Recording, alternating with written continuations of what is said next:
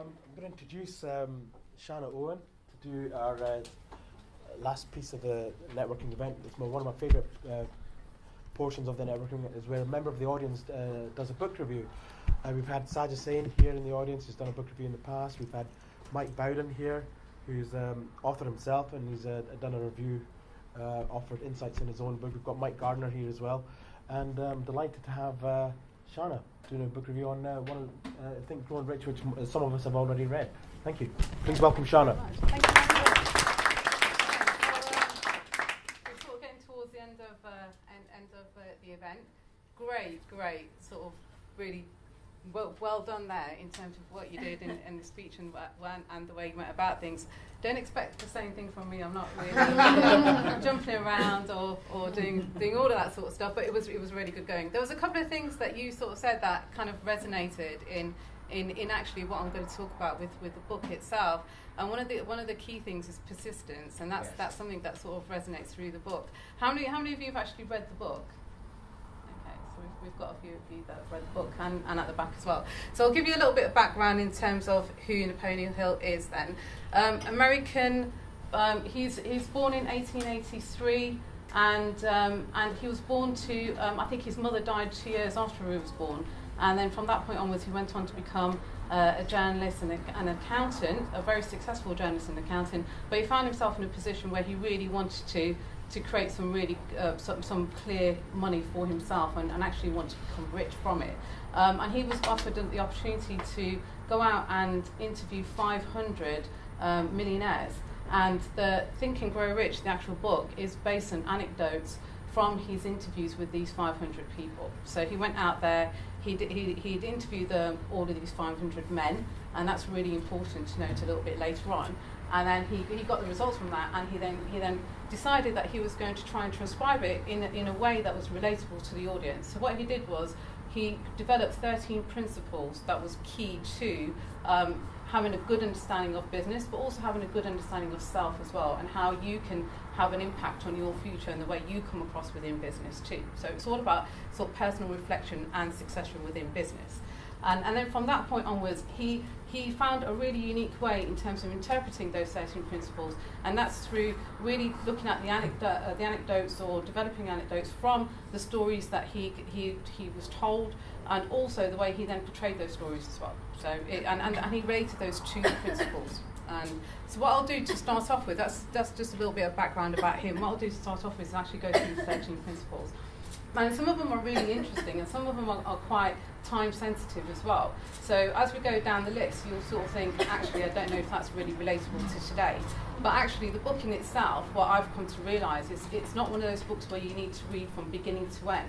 It's a book that you can actually go into and say, that chapter's for me, I can relate to that, I will then read that, or I can go back on it at a later date. And in fact, he encourages that within the book. So within the book, he encourages you to sort of read from cover to cover, essentially, but then at that point for you to then go back to various different chapters. And also there's a lot of stuff that's repeated within the book as well, which is interesting because it sort of feeds into his 13 principles. So let's start with the first principle then. So the first principle he talks about is desire. Whenever you want to do anything, you need to be able to have the desire to be able to do it. Agreed? Yeah? So, and it comes across as a burning desire. He was saying that for you to actually actively action on that desire, it has to be a burning desire to the point that it's what drives you. He then goes on to talk about faith. What's your understanding of faith? Can anyone tell me? Something that you believe in? Yeah, believe in yourself. Okay, so faith in believing yourself, something that you believe in, and anything believe else? in what you can do and achieve. Okay, so believe in what you can do and achieve. And he talks about all of those things there. His version of faith is visualization of and belief in attainment of desire. So really faith in yourself and faith that you can then actualize that desire. Okay, so that's his understanding of faith. And he talks about the power of self-suggestion within faith as well. So believing in what you are doing and actually repeating that over again. And so you actually have that self-belief within yourself, because when you start repeating things, it's almost like auto-suggestion, which he then talks about as well. So really believing in yourself and having that faith and desire, imagination and persistence for you to then move forward. And then the third one he talks about is auto-suggestion. And this is really looking at your conscious mind speaking to your subconscious mind through repetition. So auto-suggestion is when you keep on saying something to yourself over and over again, eventually you tend to believe it. And one of the sort of anecdotes he talks about within the book is saying, actually, if you hang around with people long enough, a certain crowd long enough, you'll start picking up the way they talk, their values, in terms of the way they think. You'll start picking up their attributes. And he talks about that in the sense of auto-suggestion as well. So if you keep on telling yourself something, you will then continuously believe it, hopefully, and then it will then innate within you in terms of your faith and your desire, and you'll be able to actualize it. He then goes on to talk about specialized knowledge. What's your understanding of specialized knowledge? Yeah? Basically, you're going to go into something affecting your craft. So,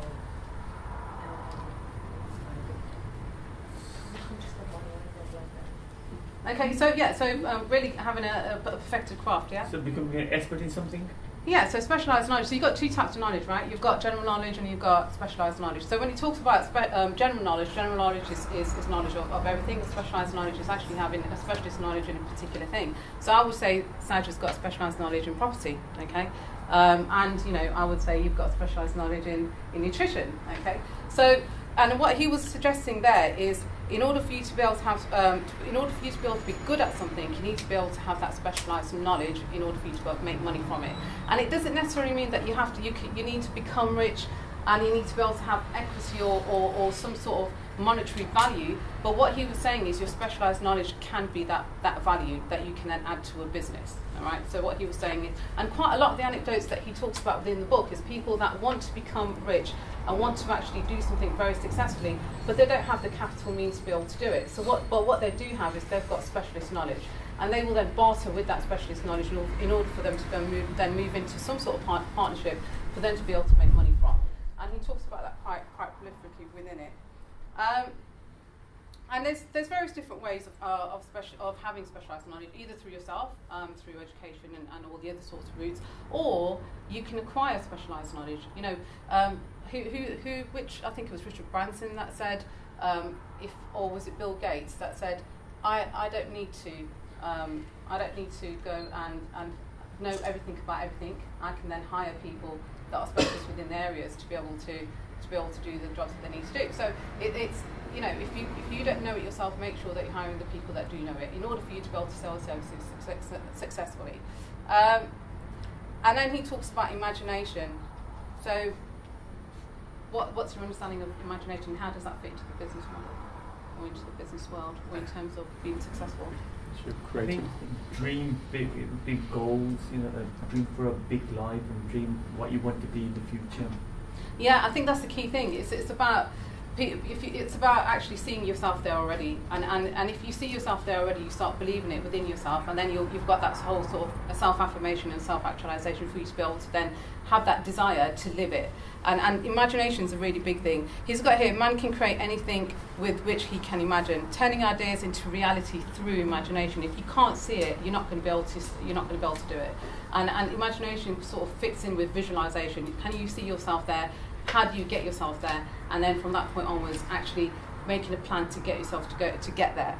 And then that fits really into organised planning. And he calls this the crystallization of desire into planning.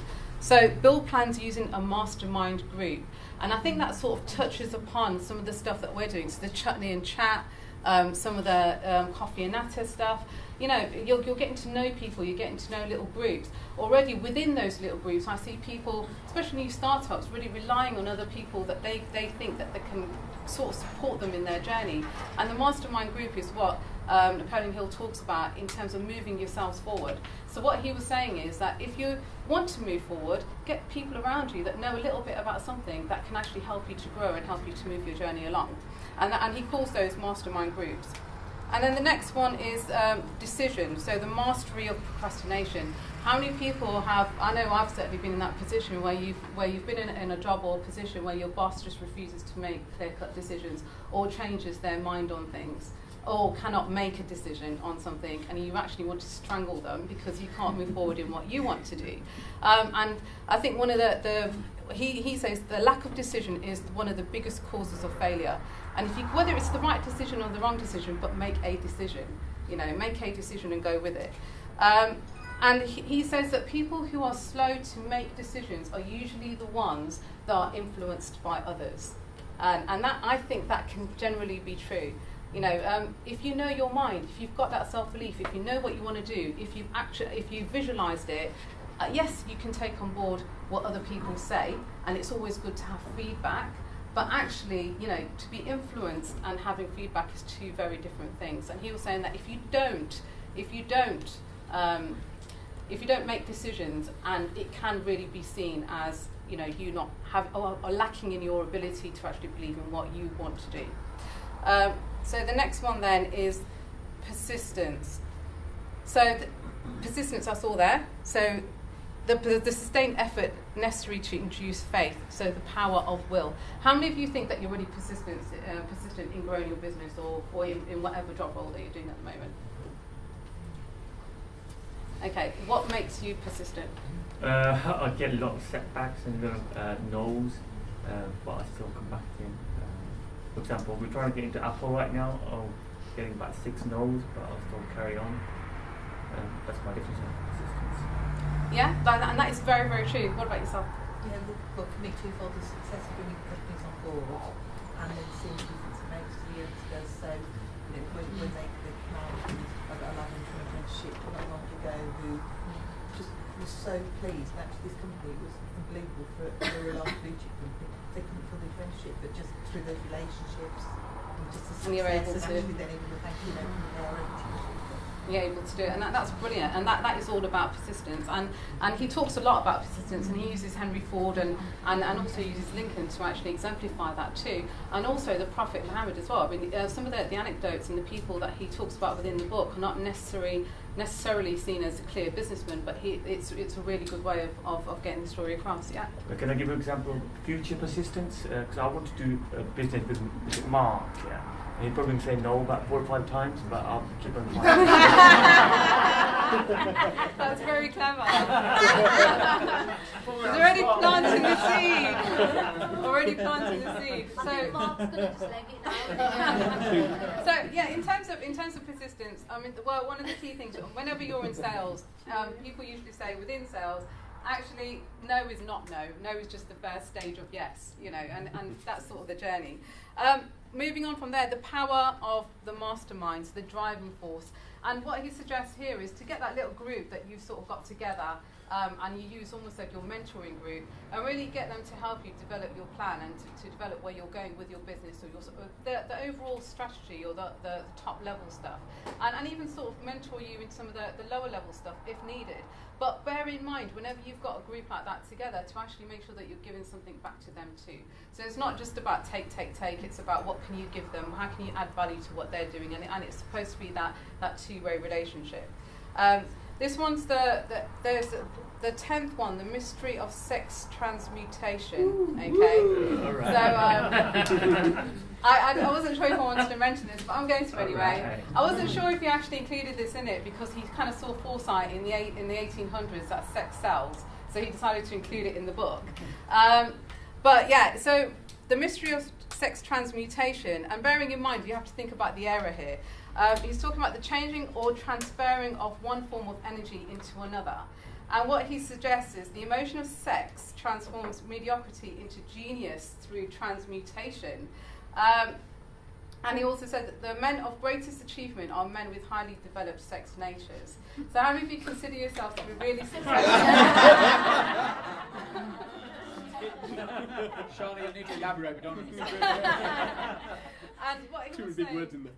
yeah, so what he was basically saying is that within that era, they were talking about sort of homos and the humours, if you like, and yin and yang and all that sort of stuff. And what he was saying that is that your energies need to be placed elsewhere. And if your energies are placed within one particular way in a physical way, your energy is not going to be really focused in a mental way somewhere else. So how many men here are over? Just a question. How many men here are under the age of 40?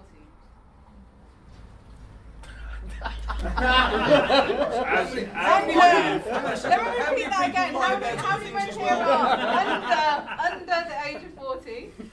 And how many men here are over the age of 40?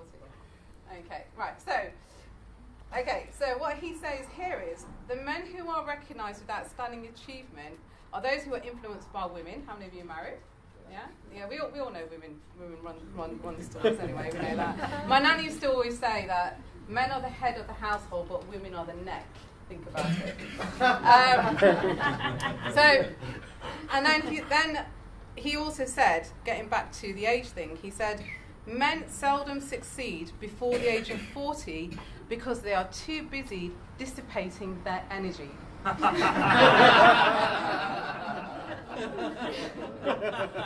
So all of you under the age of 40, stop doing it. Just get married. And maybe you'll become successful. Just get married and Right, so number 11 is the subconscious mind, so the connective link. And I think from this point onwards, when I was reading the book, up until this point, I got it all. I got every single chapter. I was totally in love with it. I was thinking, this is great. Okay, even the sex thing I can sort of overlook.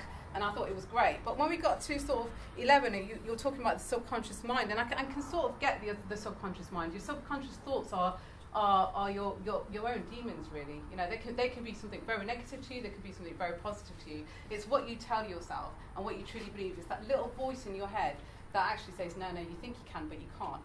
And it's about changing that. It's about saying, actually, I believe in myself, and this is what I'm going to do. So up until that point, I really got it. And then he starts talking, when he talked about the brain, again, within that era, they didn't know too much about the brain. So to me, this is probably the weakest chapter in the book. But he was sort of talking about the brain as the greatest forces are intangible, which I guess they are, but he talks about things in a very spiritual way, and he starts talking about the ether and vibrations and all sorts of stuff. And some people are into that, and it wasn't for me. So for me, that chapter was probably lacking, but I still got the rest of it. The last chapter was the sixth sense, and it was called he calls the sixth sense the door to the temple of wisdom. And he says it's the portion of the subconscious mind known as creative imagination, and I kind of get that. How many of you sort of believe in the sixth sense or feel that you've got a sixth sense? Yeah? I call it a gut feeling. Yeah. So if I had to change that terminology to gut feeling, how many of you feel that you've got a good gut feeling on certain things? Okay, so again, and I can see that, and that's where I sort of struggle, because I was thinking Sixth Sense. I was thinking of that film with that little boy going slightly nuts, and it wasn't for me, you know. But when you start thinking about it in our era, in our terminology, that gut feeling, everybody understands that.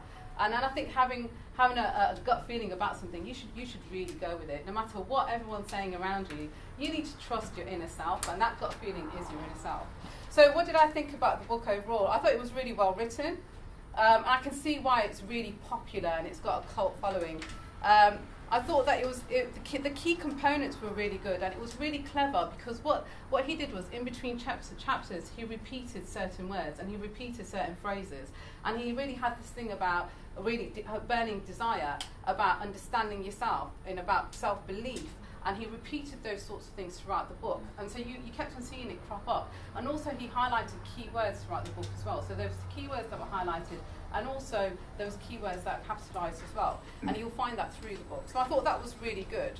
I thought some of the book was very much relatable to me personally, but also within a business capacity. And I thought that was nice as well. So some of the anecdotes were really good historically, for my own historical understanding of things during that era, but also I actually felt that it was relatable towards my personal life as well as my business life. So I would highly recommend it. Obviously, you've got the peace and love sections of the books that wasn't really for me, but I would highly recommend it. And I think it's a good book if you've started off in business, but I also think it's a good book if you're in leadership or if you're in management and you need to be able to self-reflect. I think it will be fantastic for that as well. So anyway, thank you for your time. Any questions for Shana about the book or about a certain section of the book? I think that last book, one section, is very much, I think he was very much at that start point of the stuff you throw out there. It's what you get back, yeah, certainly. And for me, that's what always comes out of that one there. It's very much about it is that genuine. What you give out to the world is what you get back. And I guess that karma thing all the time. Definitely, and I think that's probably what he was insinuating. but it wasn't as clear as what we're saying it now, if you know what I mean. Because it was sort of talking about, you know, heart vibrations of you know, of the ether and so on and so forth. And I thought that was just, but I have to take into consideration, you know, when it was written and the audience it was written for. So, you know, for that time it was perfect. Any other questions? I think related to that point about the ether, it's similar to what The Secret is about, you know, giving vibrations and thinking about those things and putting it out there, you know, going to a room and you put that kind of stuff, it comes back to you as well. So it's something similar to The Secret. Yeah, it is very much, and I think I put something on my Facebook earlier on this week saying that your energy introduces yourself before you do, and it very much is about that. So, and he does talk about that. He talks about it in terms of self. So he talks about it in terms of your own self-belief. If you believe you can, your energy will tell others you can. Yeah. Any other questions? Why don't you tell everyone what you do? Okay, my name is Shana Owen, as you know. I am CEO of a new company called Brightlet. It's a technology company, and we're hoping that it will, we know it will, set the lettings agency, lettings market alight. It's web-based, and it's a piece of technology that enables private landlords to connect directly with tenants and also to be able to manage their properties directly with tenants. So it's very different to any other offering that's out there. So it's totally unique. If you want to know a little bit more about it, go to www.brightlet.com. And please feel free to add me on Facebook as well. Thank you. Thank you very much. Thank you. I just wanted to point out that I met Shana at Mark's Business Growth Show in Birmingham at Edgbaston Cricket Ground last February. I was introduced to her. And since then I've met Shana a few times at other different networking events. And Shana was a lady that refused to speak to me. I'm just kidding. I'm just kidding. No. Shana's been very, very generous with her time at our networking events, Coffee and Natter, Chutney and Chat, Samosa Saturday, supporting all of our Pathway2Grow networking events, and even I asked her to do this book review, and it's my favourite part of the actual networking event. I get a lot of value out of the actual book review, and it's the most fun part, I believe.